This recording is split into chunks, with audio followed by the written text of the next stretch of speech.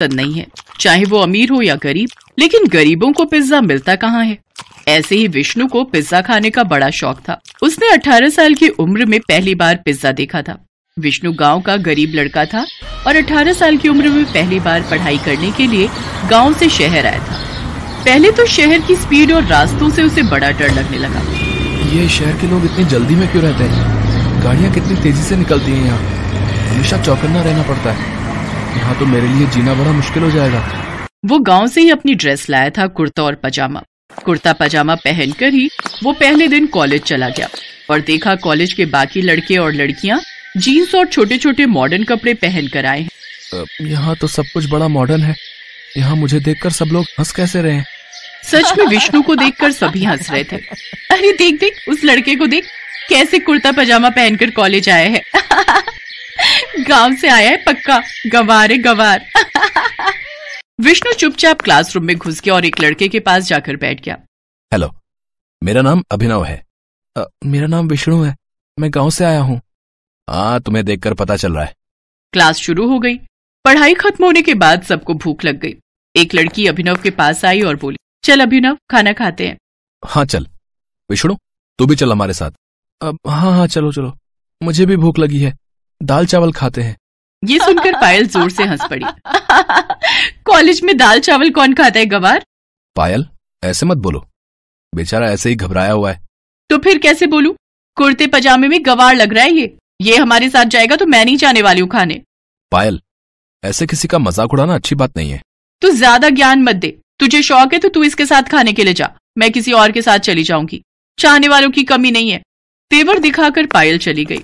अभिनव ने विष्णु से कहा, विष्णु, तुम बुरा मत मानना, शहर के लोग ऐसे ही होते हैं। नहीं नहीं, हम गांव से हैं, सुनना तो पड़ेगा ही। चलो खाना खाते हैं। चल, आज मैं तुझे एक अच्छी चीज खिलाऊंगा। अभिनव विष्णु को पिज्जा शॉप में ले गया। विष्णु ने कहा, जो भी खिलाना है खिलाओ, लेकिन अंडा, मछली और मांस मत खिला देना भैया, हम शुद्ध शाकाहारी हैं। चिंता मत कर भाई, यहाँ वेज भी मिलता है। भैया, 2 पनीर पिज्जा देना। दुकानदार ने 2 पनीर पिज्जा दिया। विष्णु ने ऐसी चीज कभी देखी ही नहीं थी।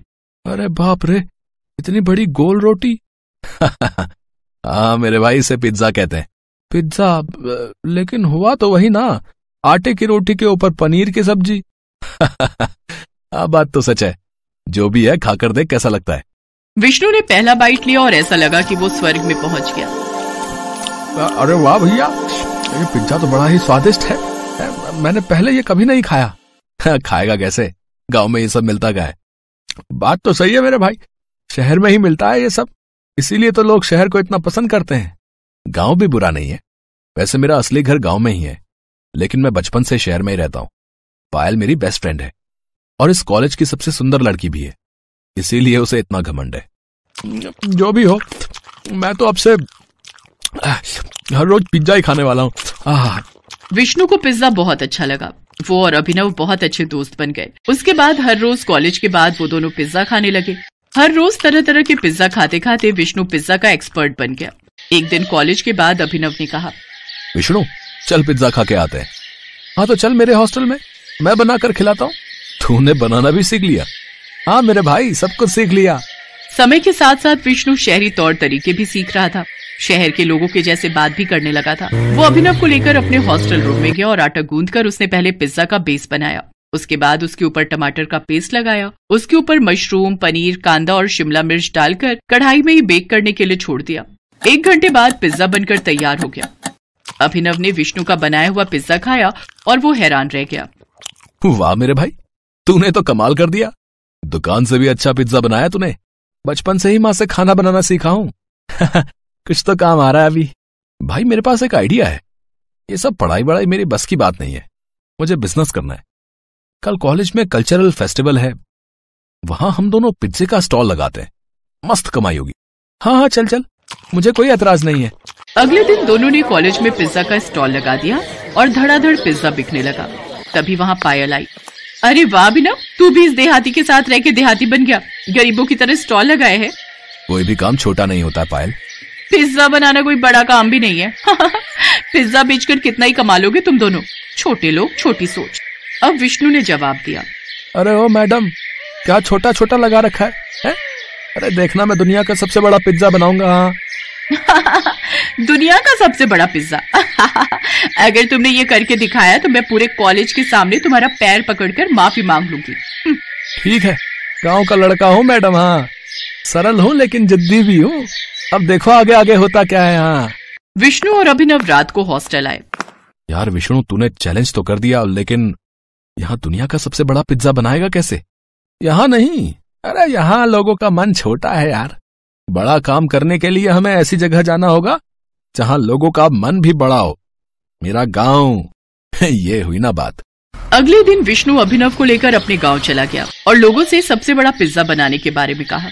गांव के लोग उसकी मदद करने के लिए एक ही बार में राजी हो गए और विष्णु ने काम शुरू कर दिया। गांव के लोग अपने अपने घर से आटे की बोरी लाने लगे, जिससे पिज्जा का बेस बना। लोगों ने अपनी अपनी गाय का दूध विष्णु को दिया, जिससे चीज बन गया। और सब्जियां तो गांव के खेतों में भरपूर थी। अभिनव ने अपने कॉन्ट्रैक्ट से मीडिया वालों को बुला लिया था। मीडिया वाले गांव आकर दुनिया का सबसे बड़ा पिज्जा बनाने का काम देख रहे थे और टीवी पर लाइव टेलीकास्ट कर रहे थे। तो आप लोग देख रहे हैं एक गांव का सीधा साधा लड़का कैसे दुनिया का सबसे बड़ा पिज्जा बना रहा है।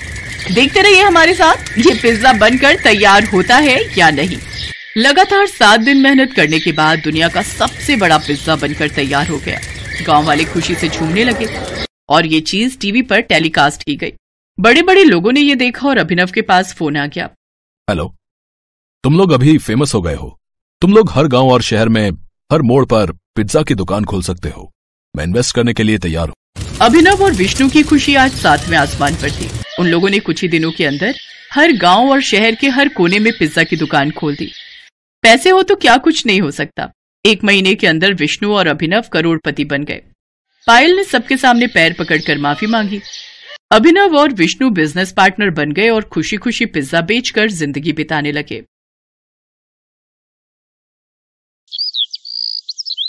रामगढ़ गांव में सुधा अपने बेटे के साथ बहुत ही खुशी से रह रही थी।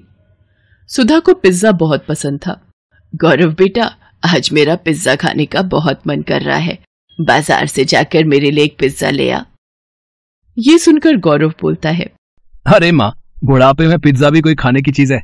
ये सब बच्चों की खाने वाली चीजें होती हैं। तुम तो बस दाल रोटी खाओ और प्रभु के गुण गाओ। अरे मन तो मन होता है, बुढ़िया हो गई तो क्या हुआ, बूढ़े लोगों का मन नहीं होता क्या? अच्छा ठीक है, ले आऊंगा पिज्जा तुम्हारे लिए। तुम तो गुस्सा हो गई, मैं तो बस मजाक कर रहा था। गौरव अपनी माँ के लिए पिज्जा लेने चला जाता है। कुछ देर बाद गौरव पिज्जा लेकर आता है और दोनों मिलकर मजे से पिज्जा खाते हैं। एक दिन गौरव अपने ऑफिस से घर आ रहा था, तभी रास्ते में उसे एक पिज्जा की शॉप दिखती है और वो सोचता है, आज माँ के लिए पिज्जा ले जाता हूँ, इसे देखकर वो बहुत खुश हो जाएंगी। इतना सोचने के बाद गौरव पिज्जा लेने चला जाता है और पिज्जा लेकर घर की तरफ निकल पड़ता है। तभी रास्ते में एक कार से उसका एक्सीडेंट हो जाता है। बहुत देर हो जाने पर जब गौरव घर नहीं पहुंचता तो उसकी माँ चिंता में उसे फोन लगाती है, पर गौरव का फोन नहीं लगता। कुछ समय बाद सुधा को एक अनजान नंबर से फोन आता है और गौरव के मरने की खबर मिलती है। ये खबर सुनते ही सुधा के पैरों तले जमीन खिसक जाती है और वो फूट फूट कर रोने लगी और कहती है, हे भगवान, ये अचानक क्या हो गया?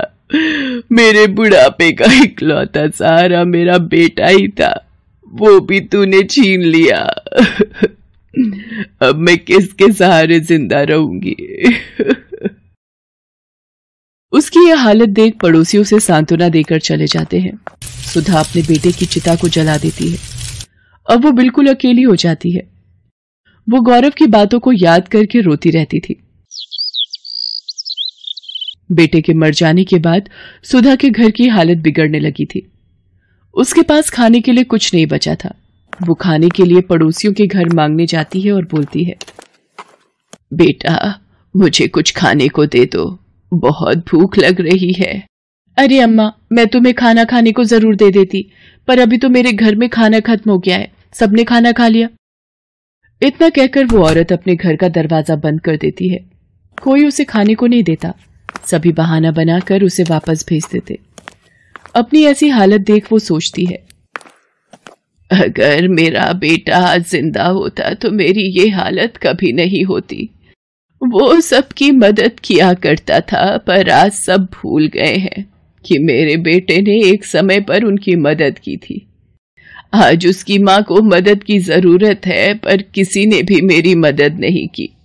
तभी वहां से एक औरत गुजरती है और सुधा को यूं रोता देख पूछती है, क्या हुआ बहन, तुम रो क्यों रही हो? सुधा रोते रोते उस औरत को अपना सारा दुख बताती है। क्या बताऊं बहन, मेरे बेटे के मरने के बाद मुझ बेसहारा का इस दुनिया में अब कोई नहीं है। अकेले मैं इस दुनिया में कैसे जीऊंगी? मेरे पास खाने के लिए पैसे नहीं हैं। सुधा की कहानी सुनने के बाद वो औरत सुधा से कहती है, ऐसे हिम्मत हारने से कुछ नहीं होगा। खाने के लिए कमाई का कोई जरिया ढूंढना ही पड़ेगा।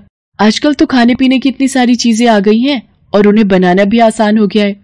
जो भी तुम्हें पसंद हो, जो भी तुम्हें आता हो, उसे बनाकर बेचने लगो। इतना बोलकर वो औरत वहां से चली जाती है। सुधा अब सोचती है कि वो ऐसा क्या काम करे। अचानक उसे पिज्जा का ख्याल आता है और वो बोलती है, क्यों ना मैं पिज्जा बनाकर बेचूं, इससे कुछ पैसे भी घर में आ जाएंगे। सुधा के पास अपने कुछ जेवर रखे होते हैं। उन्हें बेचकर वो अपने घर के आगे पिज्जा का एक छोटा सा ठेला खोलती है और पिज्जा बनाकर बेचने लगती है। धीरे धीरे उसका बनाया पिज्जा पूरे गांव में मशहूर हो जाता है और सुधा अब एक बड़ी दुकान खोल लेती है। धीरे धीरे उसकी दुकान बढ़िया चलने लगती है और वो अमीर बन जाती है। एक दिन उसकी दुकान पर एक छोटा बच्चा आता है और उससे खाना मांगता है। अम्मा, मुझे कुछ खाने को मिलेगा क्या? मैं बहुत भूखा हूँ, मुझे भूख लग रही है। बेटा, तुम्हारे माता पिता कहाँ हैं? तुम अकेले दुकान में क्यों घूम रहे हो? अम्मा, मेरा नाम मोहन है, मैं एक अनाथ बच्चा हूँ। मेरे माता पिता अब इस दुनिया में नहीं है। हाँ हाँ, जरूर खाने को मिलेगा। तुम जो खाना चाहो वो खा सकते हो। तुम चिंता मत करो, आज से तुम्हारा ख्याल मैं रखूंगी। ये कहकर सुधा मोहन को गले लगा लेती है और अपने साथ अपने घर ले जाती है। उसे उस बच्चे में अपना बेटा मोहन दिखता है। वो उसका ख्याल अच्छी तरह रखती है, उसे स्कूल भेजती है और उसे पाल पोस कर बड़ा करती है।